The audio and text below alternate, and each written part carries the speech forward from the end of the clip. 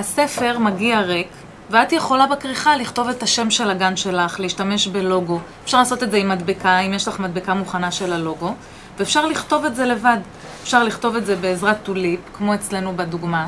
כתבנו את זה עם טוליפ. אפשר לכתוב את זה בלורד, אפשר להשתמש במדבקה ולקשט במדבקות נוספות. גם בפנים אפשר בתוך הדפים לקשט בצורות שונות.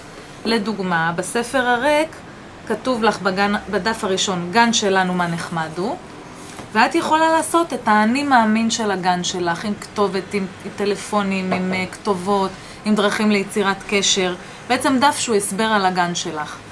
בדף השני לדוגמה כתוב איזה כיף שיש המון חברים, ואת יכולה לשים בו דף קשר עם השמות של הילדים, או תמונות של הילדים מהגן, תמונות של הילד עם חברים שלו, תמונות מהווי הגן. מה שחשוב פה שהכותרות הן בעצם לא מחייבות אותך לשום דבר. את יכולה בכל דף לעשות את הרעיון שלך. לדוגמה, חוגגים את החגים, אפשר גם לשים תמונות מחגים שהילדים חגגו בגן, ואפשר גם לשים רשימה של כל התאריכים של החגים במשך השנה, כדי שהם יזכרו בשנה הזאת איך החגים היו. וכל דף בעצם אפשר לקשט אותו במגוון צורות. והכותרות לא מחייבות, אפשר לשים מה שרוצים, איזה תמונות שרוצים, איזה מלל שרוצים.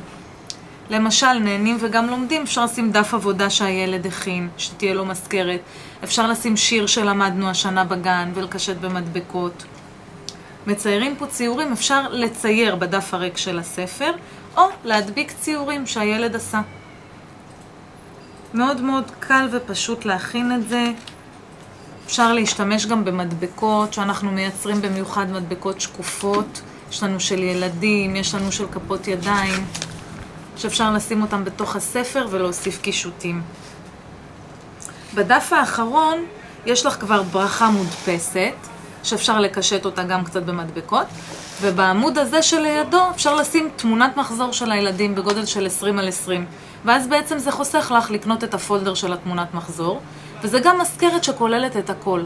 כל הפעילויות שהיו במשך השנה, כל הדברים שהילד עשה, וגם תמונת מחזור עם כל החברים.